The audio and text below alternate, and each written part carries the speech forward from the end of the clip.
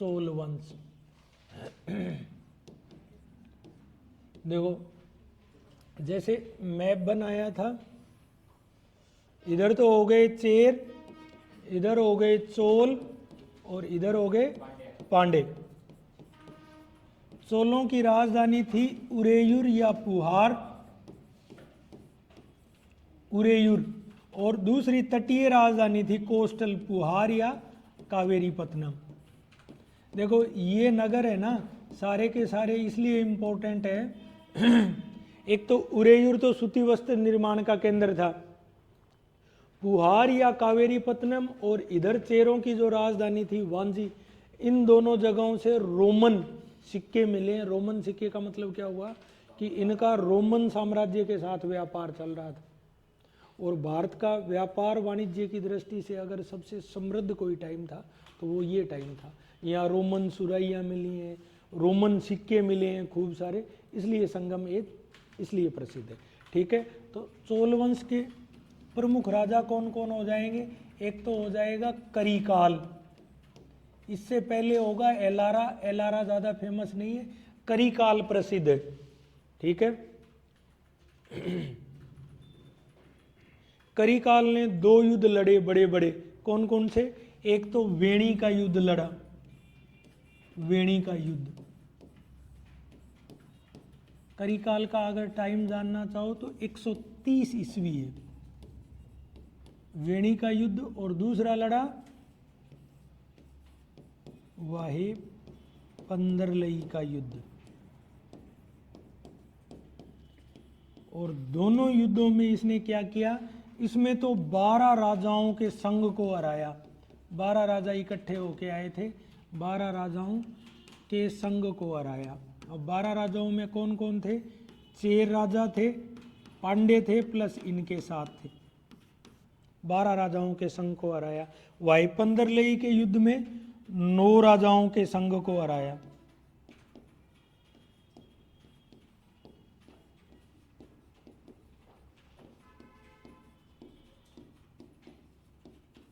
ठीक है, ये 2 युद्ध इसके इंपॉर्टेंट है।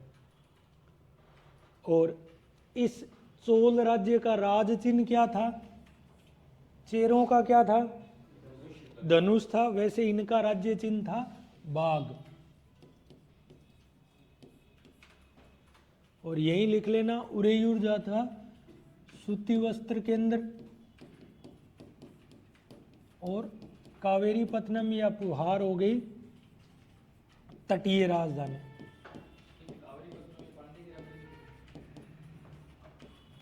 पांड्यों की मदुरई थी भाई।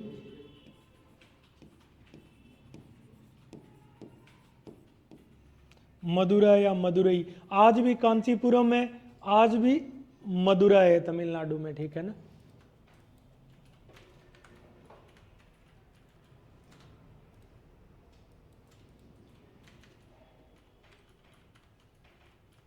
दक्षिण भारत को रटना पड़ेगा अपने को, मुख्य मुख्य चीजें हैं वो रट लो।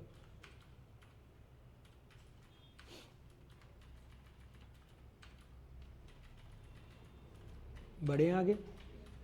देखो आगे क्या हुआ कि अब नया वंश आ जाएगा, इन्हीं के साथ साथ चेर हो गए, चोल हो गए, पांडे। पांड्यों की राजधानी हो गई मदुरई। इस पांडे राज्य का वर्णन कौन करता है? मेगस्थनीज वर्णन करता है इसका। ठीक है, वो मेगस्थनीज जो सेल्यूकस का राजदूत था चंद्रगुप्त मौर्य के दरबार में, वो ये कहता है यहाँ महिलाएं भी शासन कर रही थी, क्योंकि ये जो राज्य होते थे ये कुल संघ होते थे, एक परिवार के कई सारे लोग मिलकर शासन करते थे। तो इस राज्य का वर्णन किसने किया है? मेगस्थनीज ने किया। वर्णन मेगस्थनीज ने।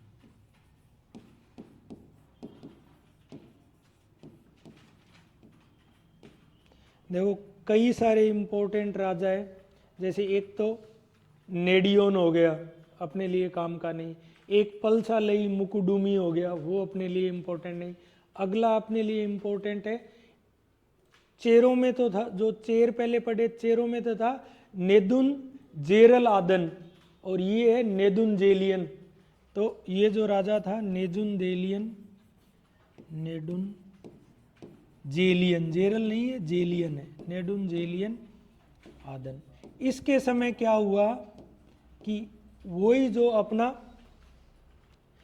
मणिमेखले है ना, शीतले सतनार की, मणिमेखले के पिताजी का क्या नाम था? कोवलन। और कोवलन वाली कहानी कहाँ है? शिल्पकादिकारम, जिसको इलांगो आदिलन ने लिखा। तो उस कोवलन को फांसी किसने दी थी? इसने दी थी। ठीक है, तो इसके समय में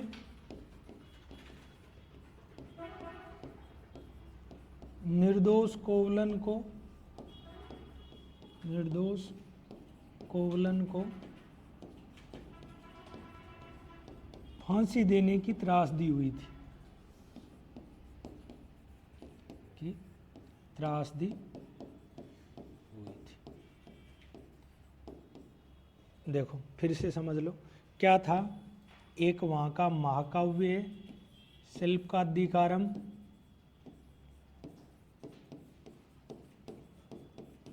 लिखा किसने है? इलांगो आदिगल ने। इसमें घटना क्या है कि एक व्यक्ति होता है कोवलन, ठीक है, कोवलन की पत्नी का नाम होता है कनग्गी, और इसकी प्रेमिका होती है माधवी। इस पे आरोप लगता है कि कोवलन ने पायल चुराई है, पायल या जिसको पैर में जो पहनने वाली पायल चुरा ली। पायल चुरा ली तो इस कोवलन को फांसी तो देगा ये पांडे राजा नेदुंजेलियन आदन। ठीक है, तो इसमें इसकी कहानी है। फिर इस कनग्गी की पूजा कौन शुरू करेगा? चेर राजा सेन गुटवन, जो पत्नी पूजा को प्रारंभ कर देगा। और वो पत्नी पूजा वाला मतलब कल्ट या वो जो सांस्कृतिक, अमूमन पत्नी पूजा होती नहीं है, कहीं नहीं होती ना, तो वो पत्नी पूजा शुरू कर देगा सेन गुटवन। और वो घटना इसके टाइम में हुई थी, पत्नी पूजा सेन गुटवन। और इसमें ये चेर था सेन गुटवन, तो वो घटना इसके समय में हुई थी। बाद में जो इसकी बेटी होगी कनग्गी और कोवलन की, उसका क्या नाम होगा? मणिमेखले। और उस मणिमेखले ही पे महाकाव्य कौन लिखेगा? शीतले सतनार। ये कहानी जिसमें इनकी बेटी के रोमांचक जीवन का वर्णन होगा। और आप गौर कर रहे हो तो आरपीएससी का सारा फोकस एंशिएंट और मिडाइवल में वो किताबें ही पूछ रही है। उठा के देख लेना आरएएस के सारे पेपर। ठीक है,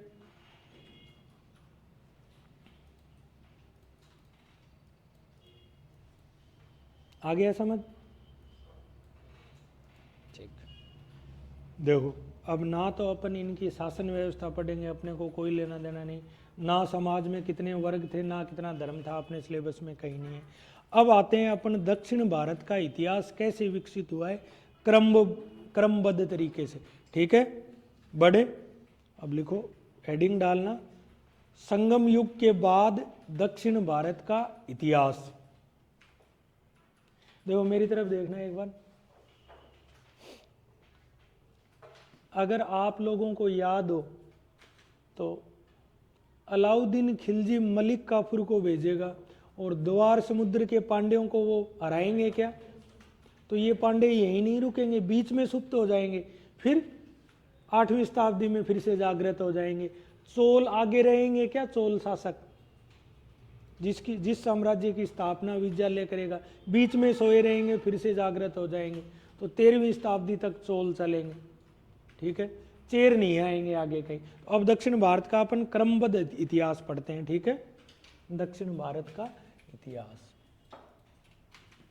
संगम युग के बाद दक्षिण भारत का इतिहास। एक पूरे पेज पे मैप बनाना।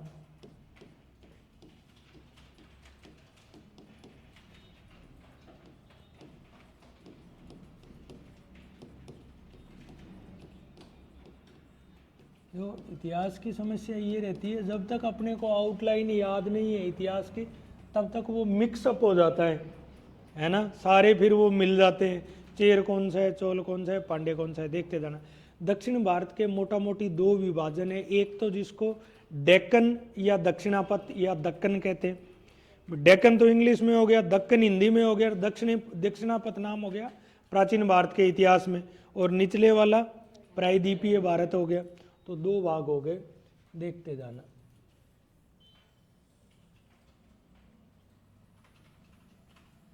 ये तो ऊपर वाला भाग तो हो गया दक्कन या डेक्कन या दक्षिणापथ।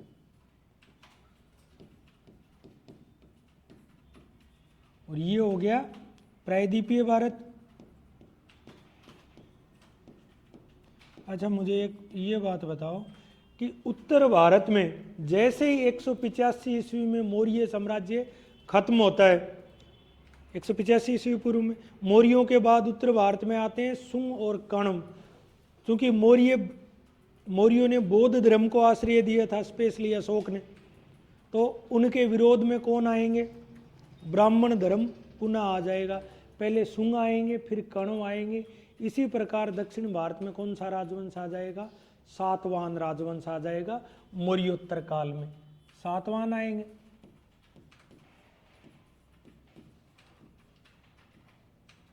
सातवाहनों का टाइम रहेगा पहली से तीसरी शताब्दी।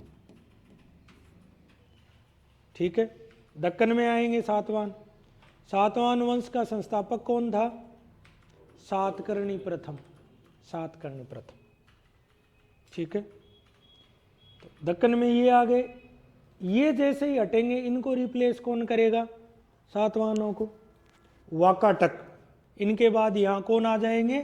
वाकाटक। और आपको याद हो तो इस बार आरएएस प्री में भी पूछा है कि जो चंद्रगुप्त द्वितीय था, उसने अपनी पुत्री प्रभावती गुप्ता का विवाह कौन से वाकाटक नरेश से किया था? रुद्रसेन से किया था। तो ये वाकाटक किन के समकालीन हो गए? गुप्तों के समकालीन हो गए। तो ये रहेंगे तीसरी से लेकर लगभग छठी शताब्दी तक वाकाटक रहेंगे।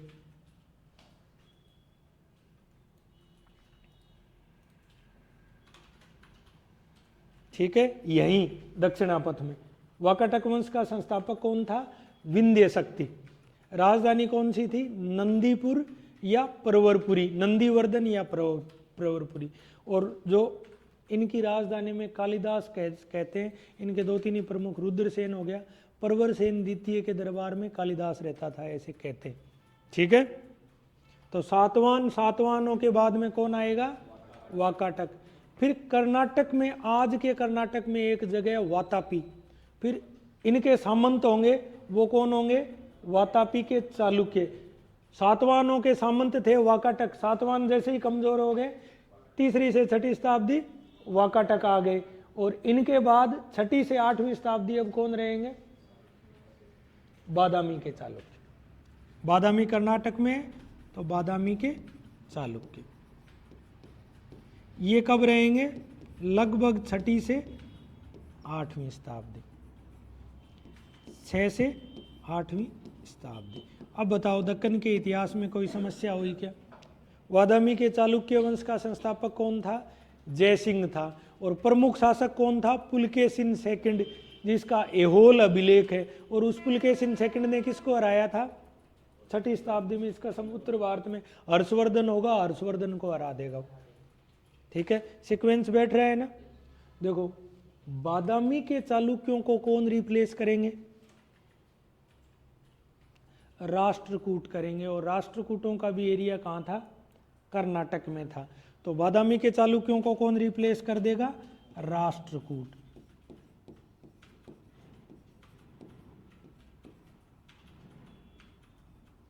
इस वंश का संस्थापक होगा दंती दुर्ग। और राजधानी कौन सी होगी इनकी? मान्यकेत।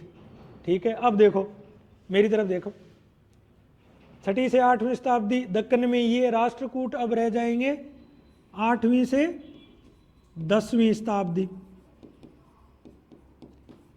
अब जो त्रिपक्षीय संघर्ष चलेगा, इधर देखो मेरी तरफ, त्रिपक्षीय संघर्ष चलेगा। उस त्रिपक्षीय संघर्ष 8वीं से 10वीं शताब्दी चलेगा। किसके लिए? पाटलिपुत्र महत्व हो चुका होगा, कन्नौज के लिए चलेगा। कौन कौन लड़ेंगे? गुज्जर प्रतिहार। राजस्थान में तो गुज्जर प्रतिहार थे उस समय, राठौड़ तब तक नहीं आए थे। गुज्जर प्रतिहार हो गए, जो अपना गुजरातरा या जोधपुर को इसलिए गुजरातरा कहते हैं। और बंगाल में कौन होगा? पाल होगा। तो यहाँ इनका त्रिपक्षीय संघर्ष होगा। तो लिख लो त्रिपक्षीय संघर्ष। त्रिपक्षीय संघर्ष राष्ट्रकूट, दक्षिण भारत के तो दक्कन के तो राष्ट्रकूट हो गए, इसमें राजा होंगे राष्ट्रकूटों में ध्रुव, गोविंद, अमोघ और कृष्ण, ठीक है। और राष्ट्रकूटों का संघर्ष होगा, इधर तो अपने हो गए ऊपर इनसे गुर्जर प्रतिहार। गुर्जर प्रतिहार वंश का संस्थापक कौन था? हरिश्चंद्र। और इधर बंगाल का पाल वंश, पाल वंश कहाँ का? बंगाल का। और इस वंश का संस्थापक कौन होगा? गोपाल होगा। वो पाल वंश जिसने बौद्ध धर्म को आश्रय दिया था। देखो इधर देखो, इतने में से इस बार आइए स्प्री के सवाल बताता हूँ। एक तो किस वंश की स्थापना कब हुई, ये पाल वंश वाला सवाल है। दूसरा ये है कि ये राष्ट्रकूट, पांडे और इनके क्रम आया है आई स्प्री में इसी साल 2023 में। इनका सीक्वेंस बोलो, ये सीक्वेंस कोई दिक्कत नहीं है समझने में, ये समझ लिया त्रिपक्षीय। अब मैं पूछूं त्रिपक्षीय संघर्ष कब से कब हुआ? कब से कब हुआ? 8वीं से 10वीं शताब्दी हुआ।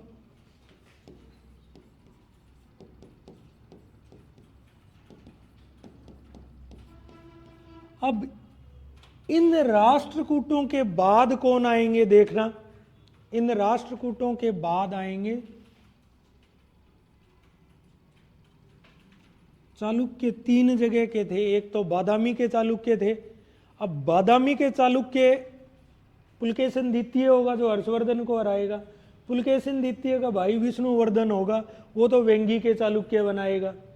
और राष्ट्रकूटों के सामंत कौन होंगे? कल्याणी के चालुक्य।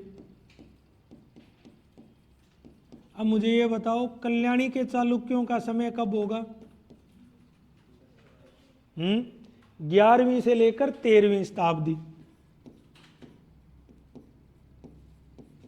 और वो आपको याद हो तो मैंने परमार आपको पढ़ाए थे भोज, वो भोज और वो मुंज जो चित्तौड़ पर आक्रमण करेंगे, मालवा के परमार पढ़ाए थे ना।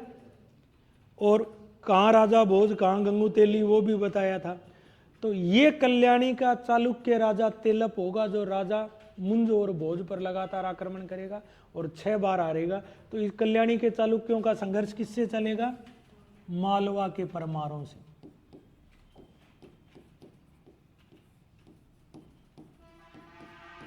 मालवा के परमारों से इनका संघर्ष चलेगा, ठीक है।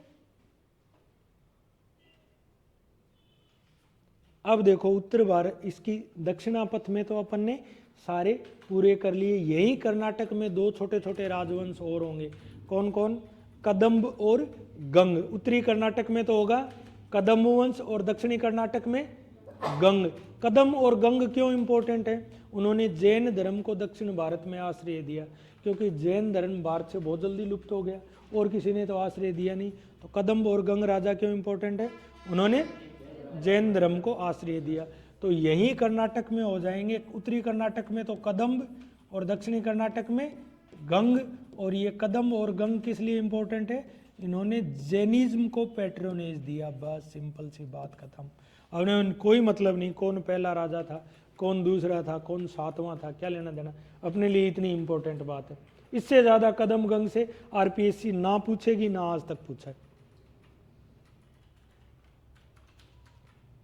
देखो अब ऊपर की तो बात कर ली, अब आ जाओ दक्षिण की बात करते हैं। अब सुदूर दक्षिण जो है, सुदूर में कौन था?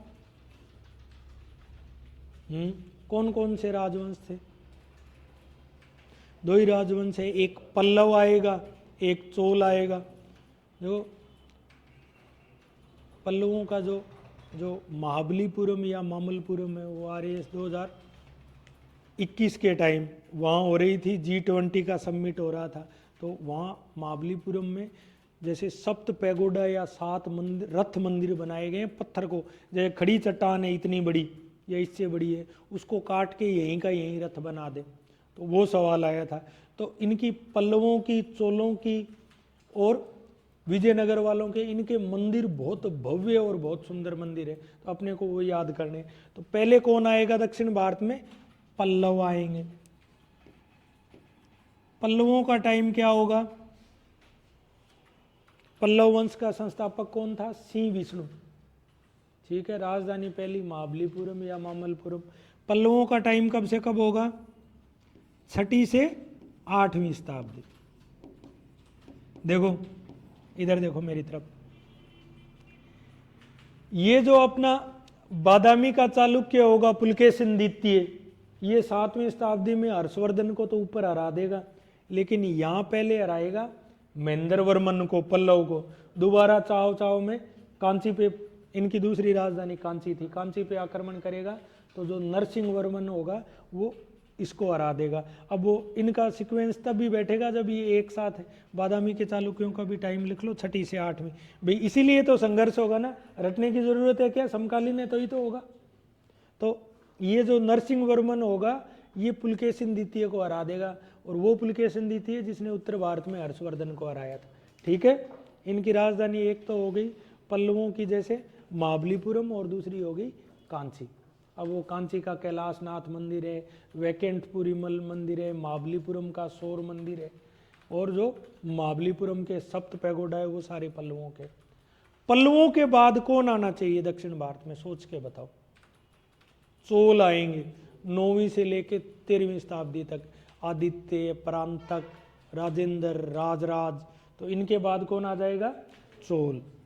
इनके बाद आ जाएंगे चोल वंश, और चोल वंश कब से कब रहेगा? 9वीं से लेकर 13वीं शताब्दी तक। ये मैप जब याद होगा, इन सारों को पढ़ेंगे, लेकिन इनकी मुख्य मुख्य बातें पढ़ेंगे अपनी।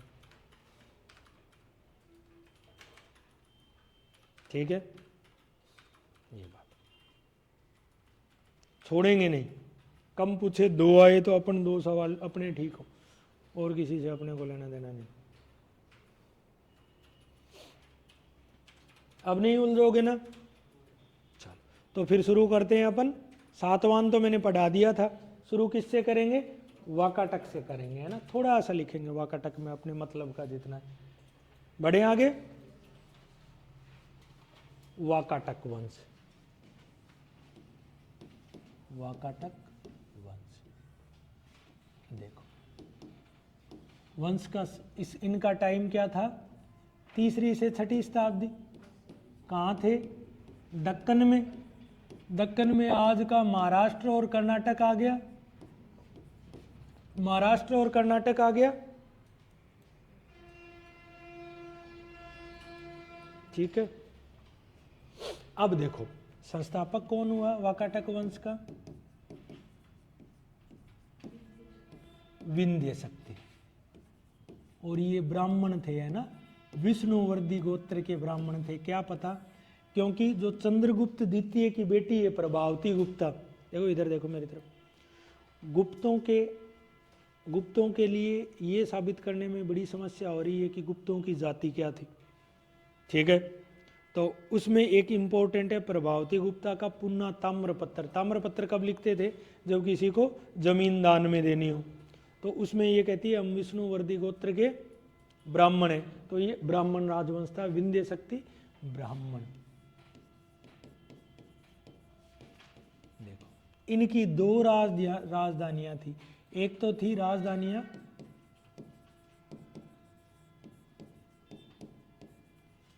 प्रवरपुरी, और दूसरी नंदीपुर।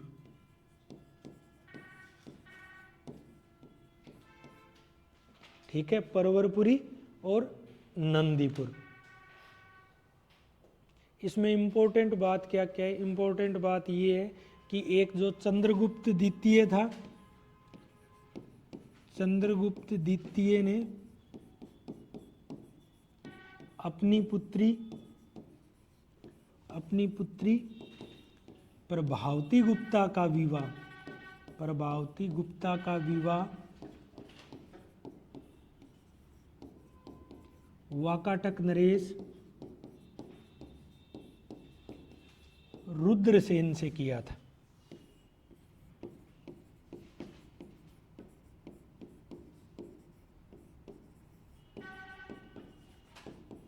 ठीक है, देखते जाना, मेरी बात को समझना।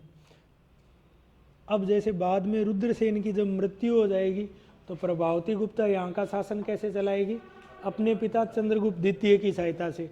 और चंद्रगुप्त द्वितीय ने यहाँ का शासन आसानी से चल सके इसके लिए उसने उज्जैन जो है आज के मध्य प्रदेश में, वहाँ अपनी दूसरी राजधानी बना ली थी उज्जैनी, या एक तो पाटलिपुत्र थी उनकी राजधानी, दूसरी उज्जैन बना ली। तो ये जो कालिदास, छपणक, शंकु, वर्रिची, वरामीर, घटपरकर, ये जो नवरत्न उज्जैन वाले दरबार में रहते थे। ठीक है, तो इसने बाद में लिख लो। बाद में रुद्रसेन की मृत्यु के बाद, बाद में रुद्रसेन की मृत्यु के बाद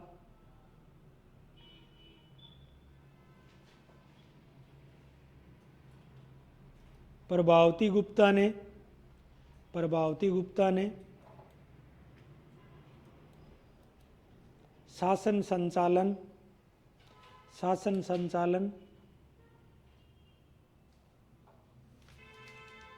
अपने पिता चंद्रगुप्त द्वितीय की सहायता से किया। इसलिए चंद्रगुप्त द्वितीय के लिए कहा जाता है ना कि उसने दूसरे राज्य भी जीते प्लस वैवाहिक संबंधों से भी साम्राज्य का विस्तार किया।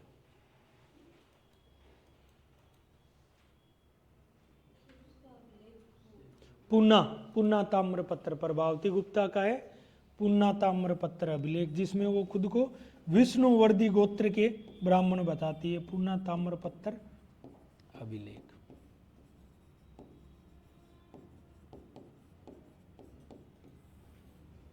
पुन्ना ताम्रपत्र अभिलेख। अब इसमें एक इंपॉर्टेंट और लाइन लिख लो।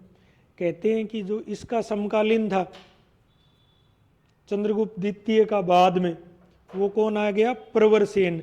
तो कालिदास कुछ समय प्रवरसेन द्वितीय के दरबार में भी रहा था। प्रवरसेन द्वितीय के दरबार में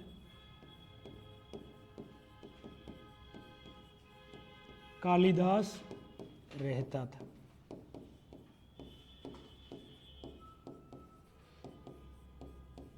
कुछ समय के लिए कालिदास रहा था, बाद में वहां आ गए, रिश्तेदारी में चला गया बाद में।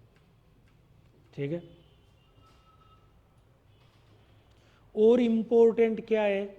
अजंता की गुफाएं हैं।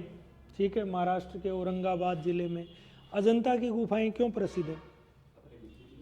भित्ति चित्रों के लिए। भित्ति चित्र भी अलग अलग समय में बने हुए। गुप्त काल में कौन कौन से बने थे? अगर गुप्त काल को अपन क्लासिकल एज कहते हैं कला साहित्य के दृष्टिकोण से, चित्रकला में वो चित्र इतने सुंदर हैं। एक तो उनका रंग संयोजन बहुत जोरदार, एक उसमें मानवीय भावों का बहुत सुंदर चित्रण किया गया है, जैसे बुद्ध का महाविनिष्क्रमण के समय का है। एक उसमें बादामी के चालुक्य पुलकेशिन द्वितीय वो ईरानी राजदूत का स्वागत कर रहा है, वो भी है। एक मरणासन राजकुमारी जो मरने वाली होती है उसका भी चित्र है। बहुत सुंदर सुंदर चित्र हैं। तो वो जो गुप्तों की समय की गुफाएं थी अजंता वाली 16, 17 और 19, उनमें इनका भी काम है। ठीक है ना? तो लिखो अजंता की गुफा संख्या, अजंता की गुफा संख्या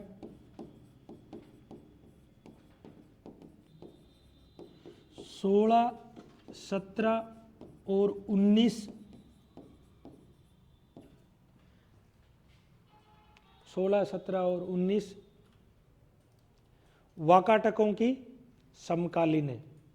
वाकाटकों के समकालीन है, मतलब इनके टाइम की है वो, वाकाटकों के समकालीन है।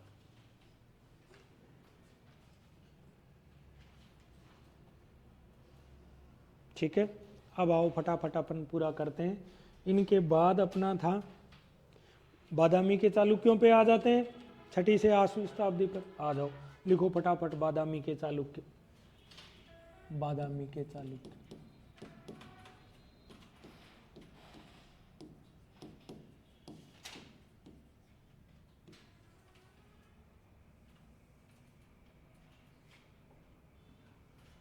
समय 6ठी से 8वीं शताब्दी।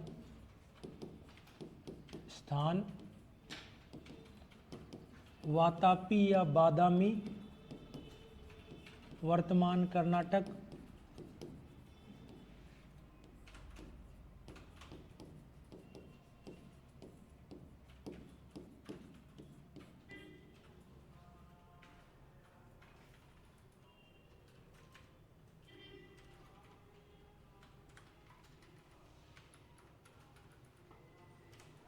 ठीक है, देखो पहला राजा होगा कीर्तिवर्मन,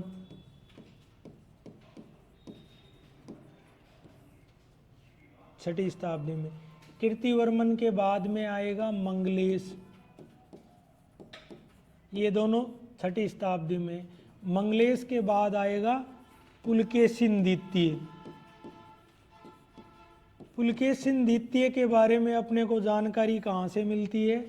ऐहोल अभिलेख से।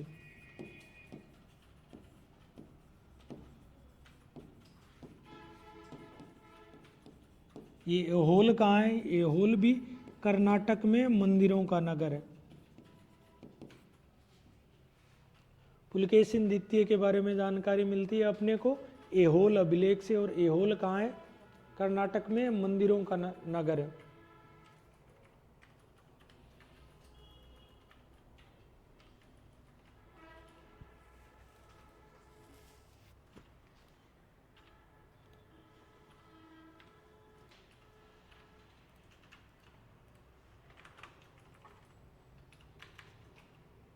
ठीक है, वंश का वास्तविक संस्थापक मान सकते हो पुलकेशिन फर्स्ट को। जयसिंह तो था ही, वास्तविक संस्थापक कह रहा हूं पुलकेशिन फर्स्ट। और इस पुलकेशिन फर्स्ट ने क्या किया? ऐहोल में गुफा मंदिर बनाए। ऐहोल में गुहा मंदिर। गुहा मंदिर क्या होता है? पहाड़ को काट के खोखला कर लो तो वो बन जाएगा। और वास्तु संस्थापक था जयसिंह। देखो, जो सामंत की श्रेणी से उठकर पहला स्वतंत्र राजा होता है या वंश का, जो वो तो हो गया संस्थापक।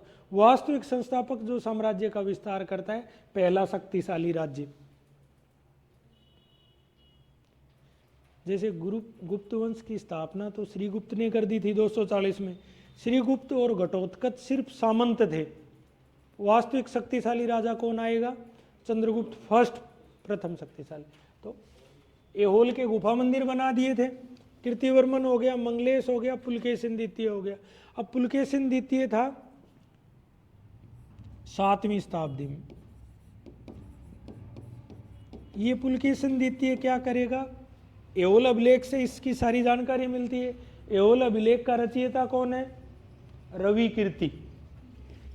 रचयिता कौन है? रवि कीर्ति। ऐहोल अभिलेख इंपॉर्टेंट है भैया ना, ध्यान रखना। अब इसके 2 युद्ध होंगे। किस किस से होंगे? अब 7वीं शताब्दी में पुलकेशिन सेकंड। तो उत्तर भारत में 606 से लेकर 643 तक कौन था? हर्षवर्धन था। इसे क्या करते हो? 629 में इसने क्या किया? हर्षवर्धन को हरा देगा ये। ठीक है, 629 की घटना है। हर्षवर्धन को नर्मदा नदी के तट पर हुए युद्ध में हरा देगा।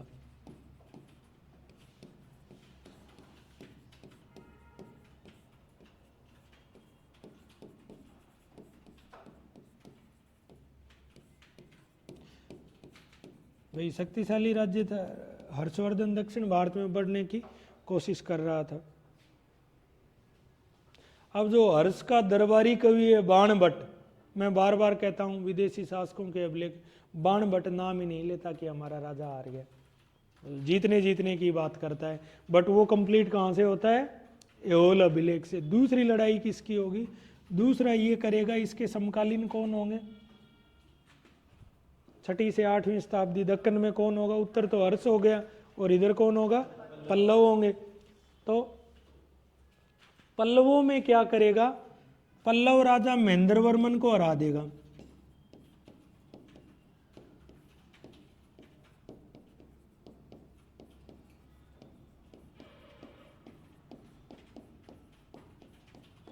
और पल्लवों की राजधानी कौन सी थी?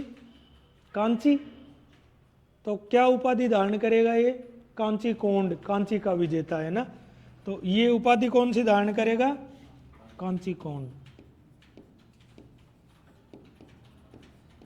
फिर इसका महेंद्रवर्मन, इसका महेंद्रवर्मन का बेटा होगा नरसिंहवर्मन। लेकिन पल्लव राजा नरसिंहवर्मन क्या करेगा?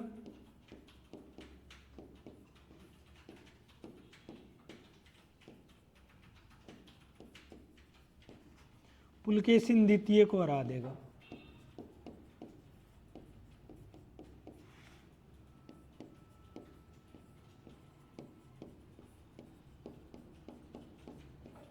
ठीक है, और ये कौन सी उपाधि धारण करेगा फिर नरसिंहवर्मन? वातापी कोंड। ठीक है, वातापी कोंड।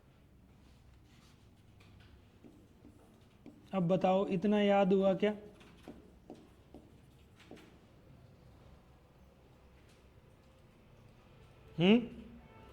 अब इसका भाई होगा